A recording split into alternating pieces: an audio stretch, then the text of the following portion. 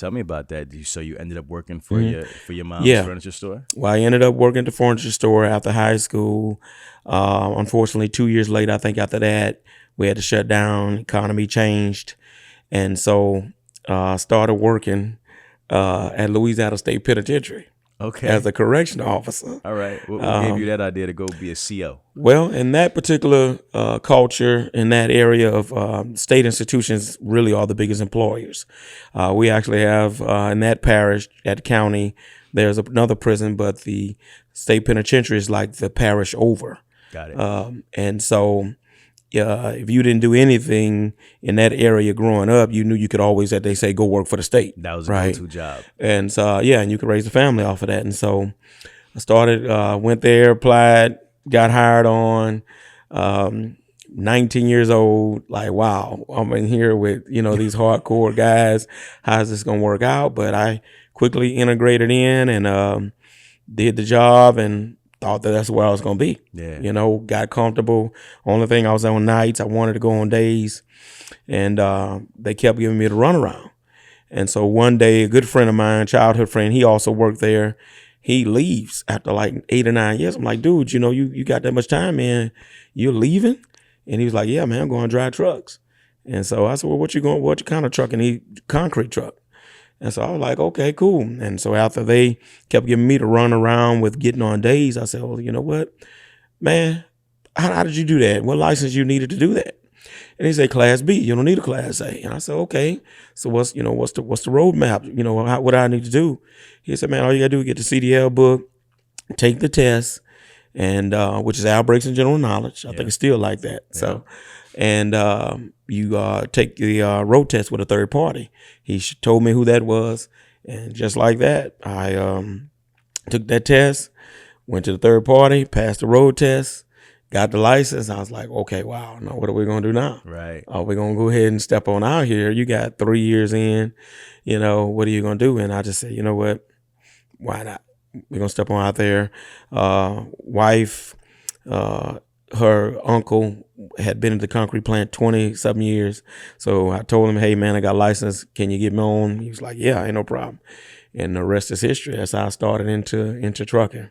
Making sure that your compliance is on point is an integral part of any trucking related business. Today, I stopped by my friends over at FLEETDRIVE 360 to talk about what they're building to make sure that you can run a successful trucking company. And it's everything from the minute you decide you want to hire somebody through maintaining all of your FMCSA compliance documents for ongoing fleet or owner-operator truck business. You've got a driver hiring and recruiting module where you'll create driver qualification files, import digital documents. You've got a drug and alcohol module where you can schedule pre-employment drug tests and manage an ongoing testing pool. We've got an accident registry so you can keep your mandated accident logs and even schedule follow-up drug testing for post-crash. We've got vehicle maintenance logs so you can not only maintain the compliance status of your vehicles, but also upload your work orders and compliance related documents so you're audit ready when they come in. We've got a document repository, fancy words for digital cloud storage of any document that you want, not just necessarily the compliance documents, anything related to your business, post-crash videos, performance evaluations. And then finally, you've got the dashboard. And the dashboard's the most important part. You can close your eyes and glance at our dashboard, open them, glance at the dashboard, and immediately know whether or not you're compliant or not, both on a driver, company, and vehicle level.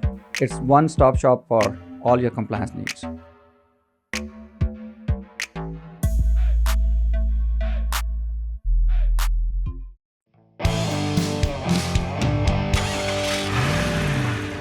Got it. So when you say her uncle, did he have his own business or was he connected with the No, plant he as an worked. employee? Yeah, he worked there. He was a long-time employee of that concrete ready-mix plant? concrete company. Yeah. Okay, so he got you a driving job. Yeah, he got me hired on as a greenhorn, not knowing nothing.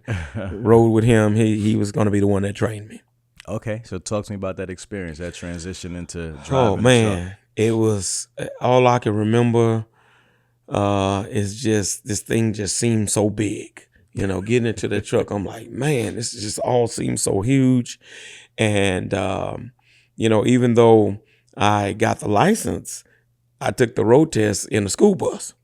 Okay. All right. So that's automatic. But when I got into this truck, you know, you got a clutch, you got a pedal here, and I'm like, you know, and I'm up in here, and he's like, you know, hey, you got to mash the clutch to go in gear.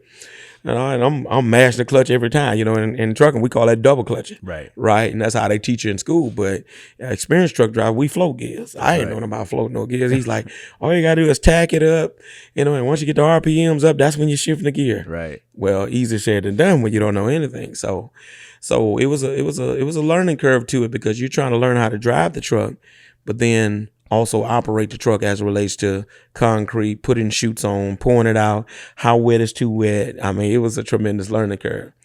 But he stuck with me, and I guess maybe a month, I began to get the concept of the floating the gears, you know, downshifting, that kind of thing, and basically learn how to do it from practice.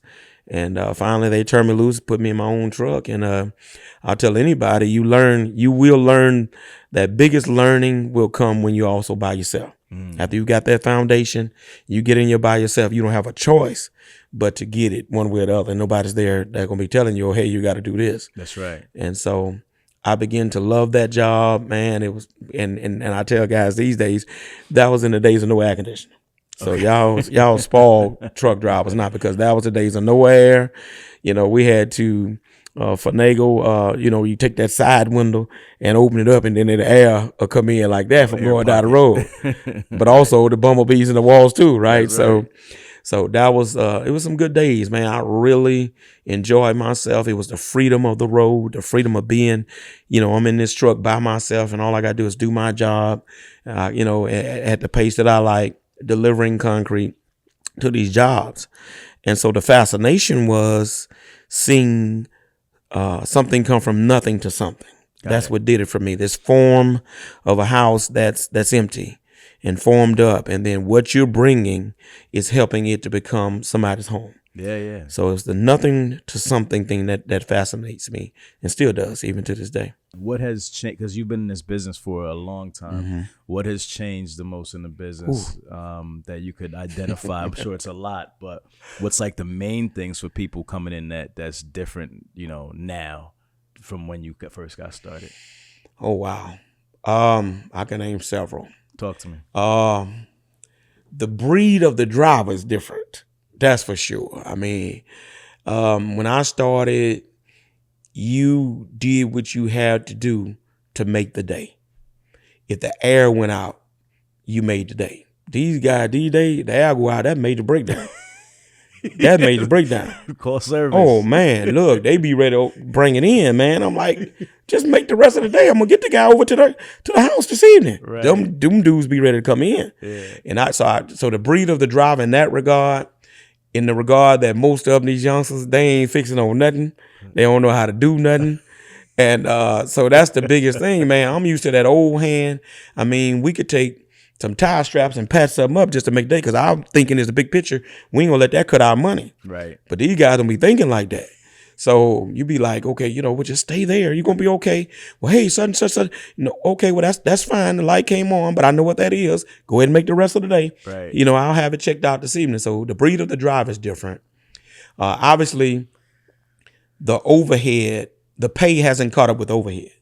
I'll say that. That's a big difference. The insurance is out the wazoo. In Louisiana, we're one of the worst in states for insurance. I was talking to some people at the exhibit hall about that, see can they help us. So my thinking is trying to bring something back, not just for me, but for everybody on that end. So the insurance is different. The insurance is much higher. I mean, I went from when I started $300 a truck, $400 a truck, to now I'm paying for these new trucks close to $2,000, $2,500 insurance. So the insurance is saying, obviously fuel. Fuel is different. You're talking about fuel is probably tripled or quadrupled. So those are some big changes. And then just in the business now, back then, it probably was more camaraderie with the truckers. You know, we needed each other more, so we looked out for each other more. This breed is every man for himself. And we still, some of the older guys, I'm that old guy now, so we're trying to get these guys to understand we need each other. We got to network together. If we come together, then it'll be easier for us work-wise, going to these companies and to help each other when you might not have nothing, or if I got a truck that ain't doing nothing, you could call me. Yeah. Right. And so it's that camaraderie amongst the truckers. One of the things, Rahmel, I absolutely don't like,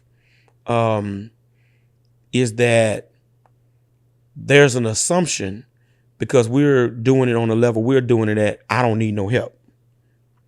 In other words, I've gotten not called because they're intimidated that I'm gonna come and take over the job. You know what I mean? That kind of thing from the brothers. I can't tell you how many times I get left out because he don't need nothing. He doing good, or if he come over here, he know how to talk business. He might end up with take the job. It's just craziness like that. Right. So there's an intimidation thing, and so sometimes you feel like the lonely guy in the business. And I regret that.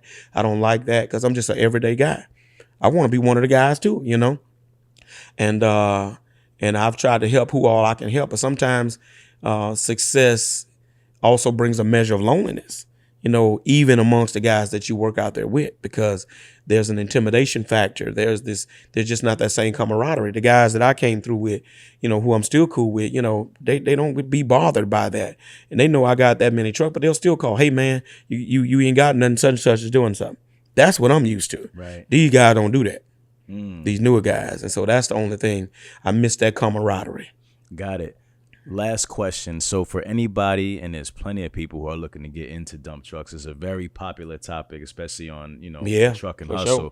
What piece of advice would you give those guys looking to get into this business? What's the most important thing they need to think about before they get started? Research the business. I think that's the biggest thing. I think what I've seen, that's going to be my number one. Research the business to learn all the ins and outs. Get all the information you can. More information creates a level of comfortability. I think people are panicky.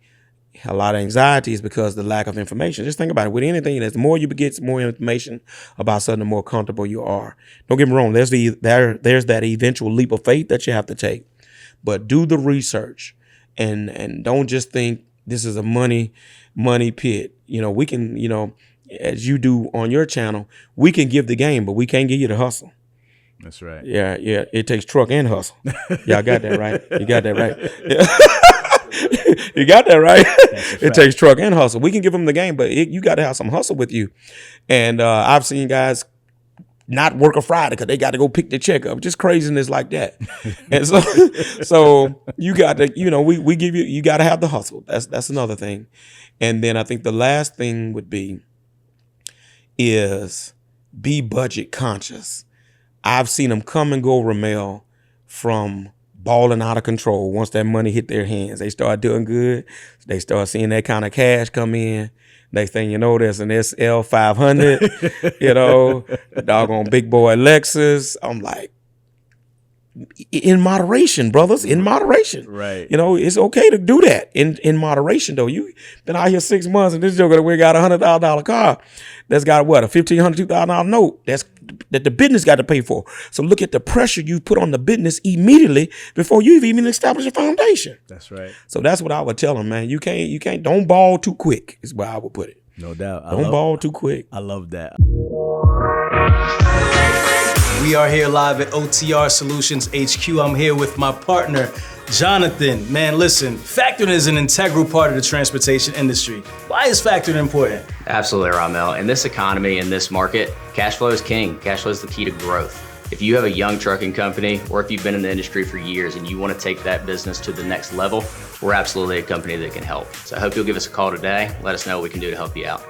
Get the rest and roll with the best. Let's go.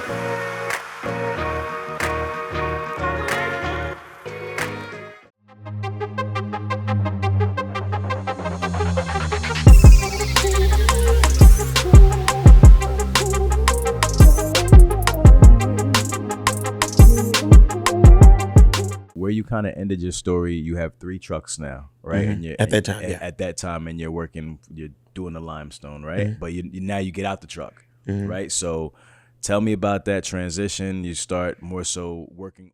If you twisted, confused, or stuck about trucks, don't be dumb. This is the place to come. Truck and hustle. Let's go.